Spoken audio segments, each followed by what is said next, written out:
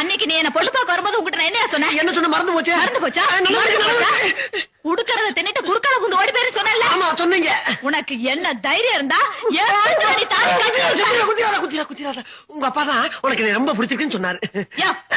எங்க அப்பா 1000 சொல்லுவாயா? உனக்கு எங்கயா போச்சு புத்தி? நாம கறிக்கட்ட மாதிரி இருக்கிறோமே, அந்த பொண்ணு செக்க செவேல் இருக்கிறாளே, நாம படிக்காத முட்டாளாச்சே, அந்த பொண்ணு SSLC வரைக்கும் படிச்சவளாச்சே, ஒரு நாளாவது நீ யோசனை பண்ணி பாத்திருப்பியா? பொண்ணு கிடைச்சா போதுன்னு உள்ள புந்துட்டியே. அது இருக்கட்டும், இந்த மூஞ்சிய ஒரு நாளாவது நீ கண்ணாடியில பாத்திருப்பியா? இங்க பாரு, இந்த கலருக்கும் இந்த கலருக்கும் எப்படியா ஒத்து போகும்? சுந்தரி, நீ சிகப்பு தானா கருப்பு தான் ஒத்துக்கிறேன். கருப்பும் சிகப்பும் சேர்ந்து இந்த நாட்டை ஆளலையா? ஆண்டு பல சாதனைகளை செய்யலையா? அந்த மாதிரிதான் இந்நேரம் உங்க அக்கா தங்கச்சி 2 பேரும் வாழ்க்கை பயணத்தை துணை இருப்பாங்க. நம்மள மலமலன்னு ஆரம்பிச்சு ஸ்பீடா போய் அவங்கள ஓவர்டேக் பண்ணிடலாம். வா சுந்தரி, வா, கமான்.